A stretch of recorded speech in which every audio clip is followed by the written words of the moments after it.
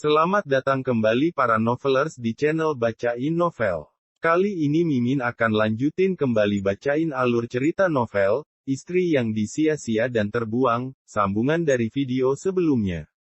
Tapi sebelum itu, jangan lupa bagi yang belum subscribe silahkan di-subscribe, agar Mimin makin semangat upload alur cerita novelnya. Dan jangan lupa juga, aktifkan tombol loncengnya agar kalian tidak ketinggalan update terbaru dari channel ini. Selamat menikmati alur ceritanya. Bab 79. 2 minggu sudah Kaisar tak mengabari Arin. Hanya Kenzi yang sesekali berkabar menanyakan percetakan pada Arin. Bukan Kaisar lupa, tapi ia diminta Kenzi agar lebih meyakinkan diri sendiri apakah perasaannya pada Arin hanya dia atau Arin juga merasakannya. Rin, nanti aku ke percetakan. Kamu di sana? Tanya Kenzi lewat pesan yang dikirimkan pada Arin. Iya, Arin mulai kerja minggu kemarin di percetakan dan akan selalu ada di percetakan. Terlebih Mas Kaisar sedang tak ada, harus ada yang mengurus agar tak kacau. Oke, makasih. Pagi Arin sudah bersiap ke percetakan. Memakai gamis berwarna navy, Arin pamit pada Narsi. Bu, Arin pergi dulu. Ibu jangan lelah-lelah. Kalau bosan ke gudang saja ngobrol sama anak-anak gudang, ucap Arin. Lia, kamu hati-hati kerjanya. Ngomong-ngomong ibu jarang lihat Nak Kaisar dan Kenzi, lagi pada kemana? Tanya Narsi. Kak Kenzi sibuk ngurus kafe dan percetakan yang lain. Kalau Mas Kaisar lagi pulang ke Purwokerto, ada urusan. Oh, pantes biasanya warawiri. Ibu kira marah sama kamu. Ya enggak lah. Mereka nggak akan marah tanpa alasan. Ya mungkin kita terlalu merepotkan. Enggak lah, kalau marah Kak Kenzi akan bilang. Ini nggak seperti yang Libu khawatirkan, memang sibuk Mas Kaisar dan Kenzi itu. Nanti Kenzi juga akan ke percetakan di Gatsu, terang Arin. Baguslah. Tapi, alangkah lebih baiknya kamu tanya dan minta maaf. Barangkali kita sudah sangat merepotkan mereka dan nggak sengaja bikin kesalahan. Ibu nggak enak jadinya, ucap Narsi. Nanti Arin tanyakan. Ya sudah, Bu. Arin berangkat, Assalamualaikum. Arin ke percetakan menggunakan motornya. Mobil digunakan untuk operasional gudang dan Arin sudah biasa memakai motor kemana-mana. Tak perlu lama sampai karena jarak dari GSP ke Gatsu tak jauh. Meli yang sudah berangkat dari jam 7 tadi menyambut kedatangan Arin. Pagi, Mbak Bos. Apa kabar? Tanya Meli. Pagi Mel. Alhamdulillah baik. Teman-teman sudah berangkat semua. Sudah Bu. Mereka disiplin walau tanpa Pak Bos datang. Mbak Bos tumben awal dah berangkat. Lagi rajin Mel. Tadi udah periksa laporan gudang semalam dan hari ini langsung eksekusi pekerjaan. Yang lain langsung garap ini ya, gudang sudah siap packing. Oke, Mbak Bos. Meli dan Arin langsung menempatkan posisi di meja kerja masing-masing. Ada beberapa pelanggan datang dan Arin serta Meli meyani dengan ramah. Percetakan serba bisa ini bisa request desain mendadak meski di luar jam kerja sekalipun sehingga membuat pelanggan senang dengan pelayanannya. Tak terasa sudah memasuki jam istirahat. Arin meminta Ridwan dan Meli membeli nasi padang langganan untuk semua karyawan. Mobil Kenzi terparkir di depan percetakan, Arin melihat Kenzi turun dan mendekat ke arahnya.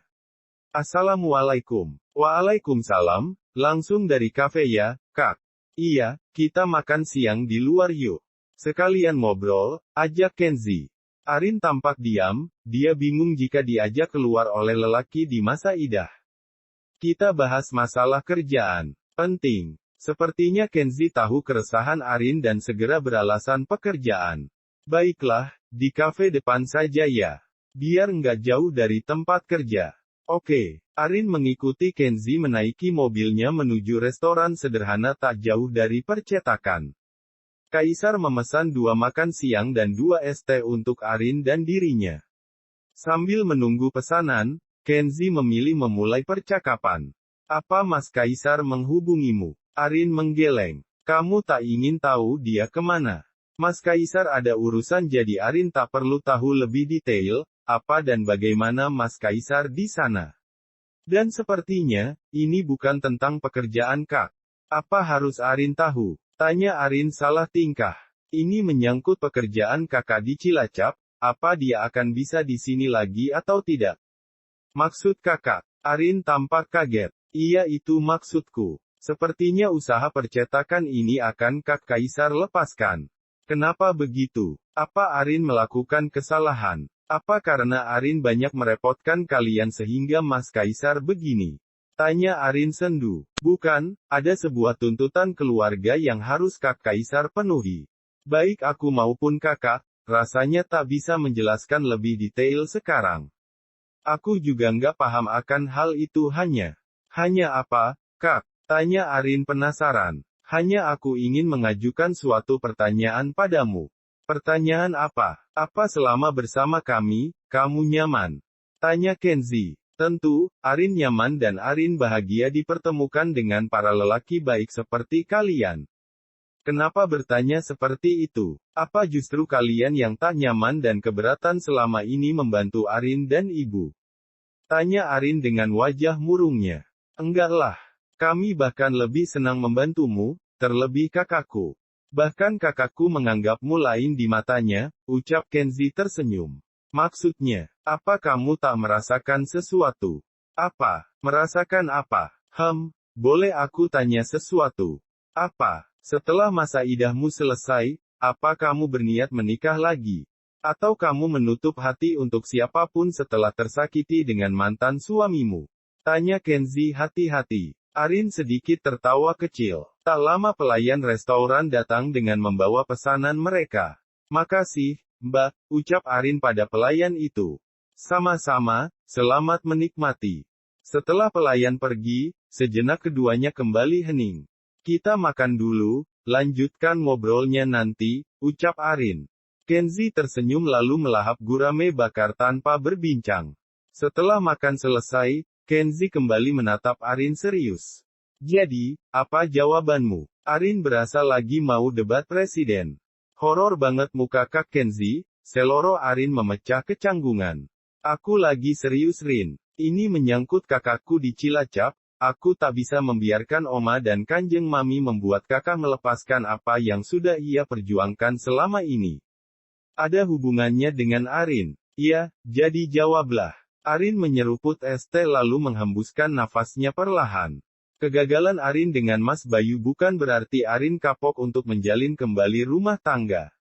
Tapi untuk sekarang ini, Arin masih harus menata diri agar bisa menjadi wanita yang lebih baik lagi. Arin juga sudah pasrah pada Sang Pencipta mengenai jodoh Arin nantinya. Yang jelas, Arin pasti akan melanjutkan kehidupan Arin nanti. Kenzi tersenyum, ia bisa bernafas lega karena ternyata niatan baik dia dan kakaknya mendapat lampu hijau dari Arin. Baiklah, untuk percetakan aku pasrahkan padamu karena kakak akan kembali lama mungkin. Lama? Iya, mungkin berbulan-bulan. Dia sedang menyelesaikan masalah di Purwokerto dan sekarang sedang ke Jakarta. Dia hanya menitipkan ini untukmu, terimalah.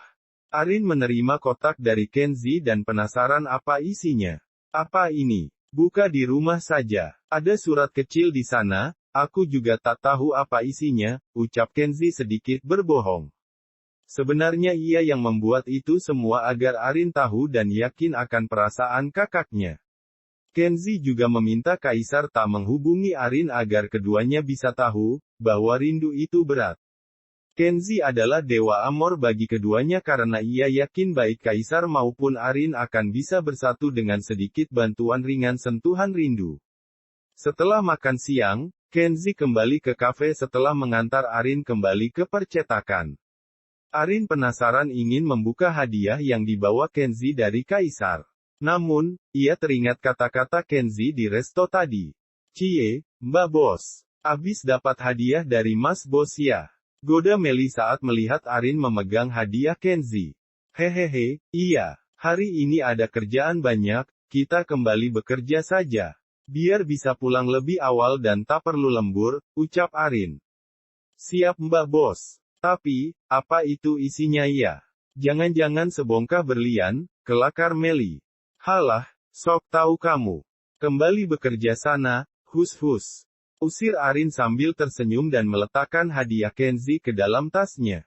Melly tertawa melihat wajah lucu bosnya, ia yakin akan ada kabar baik setelah ini karena jarang sekali Mas Bos datang dan mengajak pergi Arin tiba-tiba. Bab 80. Arin memandangi kotak berwarna merah hati dengan pita pink yang menghiasinya.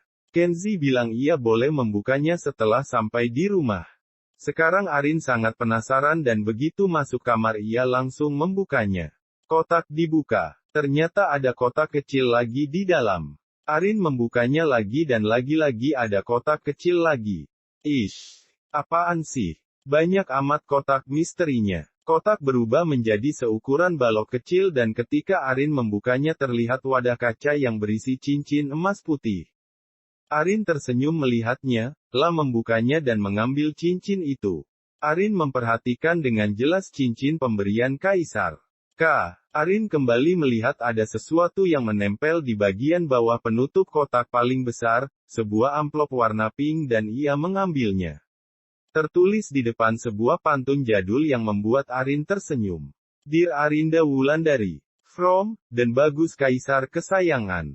4x4 12 sempat nggak sempat, harap sabar untuk membalas. Arin tak sabar membukanya. Perasaan yang tak karuan membuat gelora masa muda kian membara. Apa ini yang dinamakan cinta? Arin juga tak tahu. Yang jelas, melihat nama Kaisar yang ada di depan amplop membuat jantung Arin senam aerobik berjamaah. Mas Kaisar ini ada-ada saja. Chat atau telepon kan bisa, ini pakai surat segala. Bikin Arin penasaran apa isi surat ini. Bismillah. Arin mulai membacanya. Sebelum itu ia mencoba mengambil nafas agar tak terkejut dengan isi pesan yang ada di dalamnya. Assalamualaikum, Arin, bagaimana kabarmu? Semoga baik-baik saja dan kebahagiaan selalu meliputimu. Mas bingung mau nulis apa. Tapi Mas yakin, kamu lebih bingung ketika membacanya. Mas bukan tipe romantis bahkan puitis, jadi Mas langsung ke topiknya saja. Rin, Mas sengaja kirim surat ini agar kamu bisa menyimpannya jika kamu rindu. Maaf, Mas tidak bisa pulang untuk waktu yang lumayan lama. Ya, walau dalam hitungan kalender paling hanya beberapa bulan. Tapi kalau orang jatuh cinta, sebulan saja rasanya setahun. Itu kalau hati kamu, Mas nggak tahu. Hehehe, Mas kirim sebuah benda berbentuk lingkaran berwarna putih. Kami tahu apa itu. Ya, cincin. Tapi itu cincin bukan sembarang cincin. Mas dapatkan dari susah payah dengan bertapa 7 hari 7 malam di gunung hati yang terdalam agar bisa mengirimkannya padamu sekaligus bilang, aku cinta padamu. Mungkin ini terkesan terlalu cepat. Namun, untuk menghindari dosa yang berkepanjangan, Mas memberanikan diri mengutarakan niat baik Mas untuk meminangmu secara tidak resmi. Nanti, setelah masa idahmu selesai Mas akan kembali. Mas berharap kamu sudah memberikan jawaban yang Mas inginkan. Ketahuilah, di sini Mas berjuang meyakinkan keluarga Mas bahwa kamu pilihan terbaik Mas. Jadi, saat bertemu nanti, Mas harap cincin itu sudah kamu pakai untuk membuat Mas yakin kalau kamu siap untuk menjadi istri Mas satu-satunya. Mas nggak bisa janji muluk-muluk seperti para pejabat negara ketika pemilu yang tak yakin bisa ditepati. Tapi Mas janji, kekasih. Assalamualaikum. Dari calon suamimu dan Bagus kesayangan Arin. Arin benar-benar bahagia membacanya. Sampai ia tak sadar sudah tersenyum sambil meneteskan air matanya, lah seperti ABG yang sedang kasmaran karena ditembak seorang lelaki. Keseriusan Kaisar membuat hati Arin luluh. Arin mencoba memakai cincin itu dan sangat pas serta indah di jari manisnya. Ia ingin melepasnya namun sedikit susah sehingga ia membiarkan cincin itu terpasang di sana. Jika dilepas pakai sabun bisa sebenarnya, tapi Arin juga tak ingin segera melepasnya. Ia sangat menyukai pemberian Kaisar ini, karena baginya pernyataan cinta seperti ini sangatlah menyentuh hatinya. Arin mengambil ponselnya dan mencari kontak atas nama Kaisar. Ia ingin mengucapkan terima kasih untuk hal mengejutkan ini. Namun Arin sedikit kecewa karena nomor Kaisar masih sama seperti sebelumnya. di luar jangkauan dan hal itu membuat Arin menyerah menghubungi Kaisar. Rin, ada Faisal datang sama Sekar. Kamu sudah selesai mandi apa belum? Tanya Narsih dari luar pintu. Arin menepuk jidatnya. Hanyut dalam suasana romantis dengan kiriman hadiah Kaisar membuat Arin lupa jika ia baru pulang bekerja dan belum mandi. Iya, sebentar lagi Arin keluar, sahut Arin dan langsung beranjak ke kamar mandi, menyiramkan air dengan cepat karena tak ingin terlalu lama membuat saudaranya menunggu. Mereka tadi mengajak Arin ke rumah sahabat Faisal yang sedang mengadakan grand opening cafe barunya. Setelah selesai mandi Arin keluar kamar. Sekar yang menggu sambil rebahan di pangkuan Faisal sampai monyong karena lelah menunggu. Kamu mandi apa semedis sih? Lama amat. Kita udah kesorean ini, protes Sekar. Nanggung, bentar lagi maghrib. Kita sholat dulu, ucap Arin. Iya, kamu sih, kelamaan. Sekar masih saja tak ingin kalah, ia langsung beranjak dan ke belakang untuk sholat di ruang sholat khusus rumah Arin. Bukan kelamaan, memang kita sudah kesorean deh, ucap Faisal lalu berjalan mengikuti langkah adiknya yang sudah merajuk dari rumah. Sekar tadi ingin pergi ke Tegal Asri, tapi Faisal tak ingin menemani karena ia sudah kadung janji dengan Arin akan ke Kroya. Sudah nggak usah manyun gitu, jadi pergi atau tidak? Atau mau sama ayah saja di rumah? Tanya Faisal pada sekarang diikuti gelengan kepalanya. Ya sudah, ayo, Bulik, kita pergi dulu ya. Pinjam Arin sebentar, ucap Faisal. Ya, hati-hati ya, pulangnya jangan terlalu malam. Siap, Bulik. Kami pamit dulu, assalamualaikum. Waalaikumsalam. Arin dan yang lainnya segera masuk mobil setelah pamit pada Narsih. Faisal langsung menjalankan mobilnya dan berangkat menuju kafe milik temannya yang ada di Kroya. Mereka langsung melesat menuju mobil menuju Kroya itu dan dalam setengah jam akhirnya mereka sampai. Mbak, besok Sekar ikut ke percetakan boleh? Tanya Sekar membuat Faisal dan Arin menengok ke arah Sekar. Buat apa? Kamu nggak usah macam-macam. Arin di sana itu untuk kerja bukan untuk main-main, paham? Omel Faisal membuat Sekar yang tadinya sudah berwajah biasa kembali manyun. Yaelah, kakak ini kebiasaan suka ngelarang-larang Sekar kalau bepergian, protes Sekar. Kakak begini itu karena kamu. Kenapa kamu minta cepat-cepat buat nikah sama anaknya Ustadz Kiai? Kan kakak jadi diminta buat awasin kamu sama ayah, ucap Faisal. Itu salah sendiri kenapa kakak mau? Gimana nggak mau coba? Orang dia cakepnya nggak ketulungan. Wanita yang baru melihatnya saja bisa langsung jatuh cinta pada lelaki lulusan Kairo dan yang sudah pasti pintarnya melebihi kakak. Nggak usah mulai deh banding-bandingin kakak sama cowok taksiran kamu. Lagian kamu kalau naksir itu ngaca, laki model begitu kamu sukain. Kayak nggak ada yang lain aja. Keduanya tampak berselisih namun tidak mempengaruhi suasana hati Arin. Pikirannya masih melayang-layang di atas surat pemberian Kaisar. Saking berbunganya hingga tak sadar mobil sudah sampai di depan toko sahabat Faisal. Kami langsung turun dan bergegas masuk ke dalam kafe yang sudah sedikit ramai. Seorang yang amat Arin kenal menyambut kedatangan kami dengan hangat. Bi, kata Arin saat melihat Abi ternyata adalah sahabat Faisal. Ternyata kamu masih ingat panggilan itu. Hai Rin, apa kabar? Alhamdulillah baik. Mas Abi sendiri. Seperti yang kamu lihat, Mas sangat baik, jawab Abi. Kalian sudah saling kenal? Tanya Sekar. Alhamdulillah. Kami teman dekat saat SMP dahulu. Dia anak cerdas jadi dapat sekolah dengan jalur beasiswa di SMK favorit. Kalian pilih tempat duduk. Acaranya sudah mau mulai, lanjutkan ngobrol nanti saja, ucap Abi. Arin hanya bisa terpaku melihat Abi dengan segala kesuksesannya sekarang. Arin bangga mempunyai sahabat seperti Abi yang bisa mengembangkan bisnis, padahal Abi dan dirinya dulu sama-sama orang tak berduit. Hanya kagum karena kerja kerasnya yang berjaya dan merasa kagum karena pernah mengenalnya saja, tidak lebih. Arin sempat lost kontak sejak dirinya menikah dengan Bayu. Arin sengaja menjaga jarak dengan semua teman lelaki untuk menjaga perasaan suaminya. Sayangnya, Lelaki bergelar suami kini sudah tak ada lagi dan hanya tersisa kenangannya saja. Sama seperti Abi yang hanya tersisa nama dan kenangan manis berdua. Bab 81.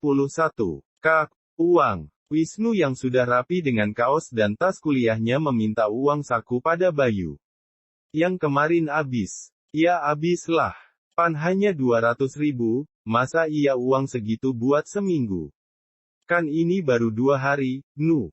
Hemat napa, kakak lagi nggak banyak ini.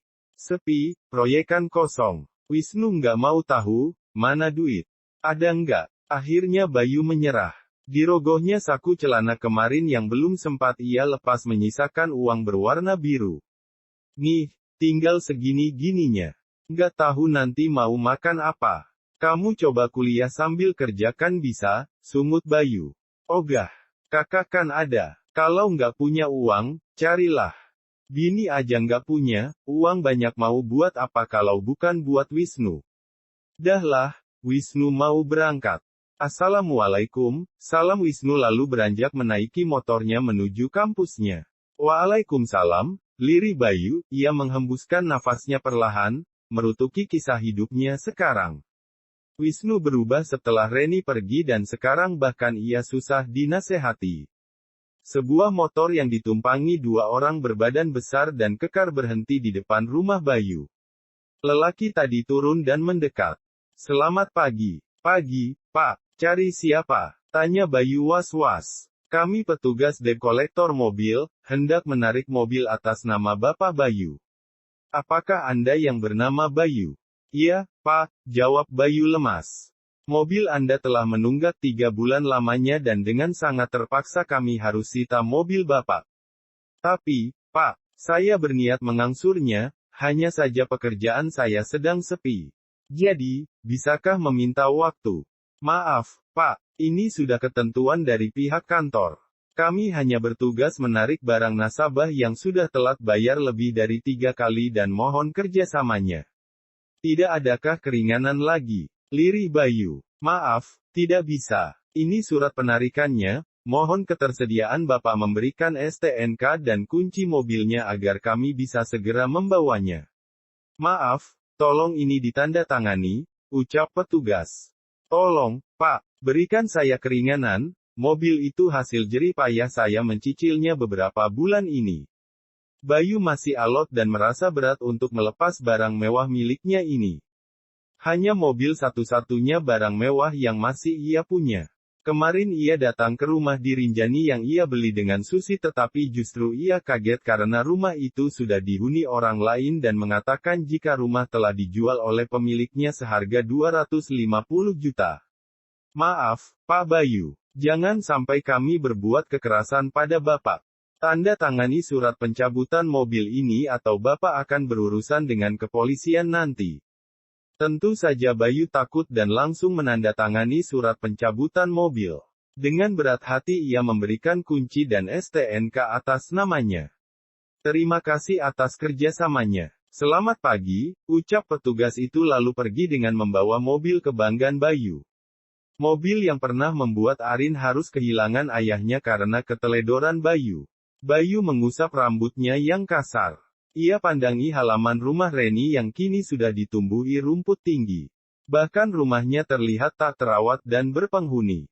Bayu membuka ponselnya, mencari lowongan pekerjaan yang cocok dengan keahliannya. Dari beberapa bidang, semua menawarkan dengan gaji yang bagi Bayu rendah. Akhirnya ia menelpon mandor lawas yang memegang proyek Adipala waktu itu. Assalamualaikum, Pak Arman. Waalaikumsalam, Pak Bayu. Ada apa tumben telepon? Tanya Arman. Maaf mengganggu waktunya. Apa di proyek Bapak membutuhkan pekerja? Saya siap bergabung lagi dengan Bapak. Posisi apapun saya terima asal gajinya cocok, ucap Bayu dengan pedenya. Arman sangat tahu ucapan Bayu, sayangnya anak buahnya ini pernah mengecewakannya dengan meninggalkan proyek yang sedang berlangsung dan malah bekerja sama dengan proyek perumahan di luar PT. Maaf, Pak Bayu, kami sedang full pekerja, lagian kini lagi sepi garapan. Lain kali kalau ada pekerjaan saya hubungi lagi, ucap Arman sengaja menghindari. Baiklah. Ditunggu secepatnya kabar baik itu, Pak Arman. Saya sedang butuh pekerjaan, adik saya kuliah dan butuh banyak biaya.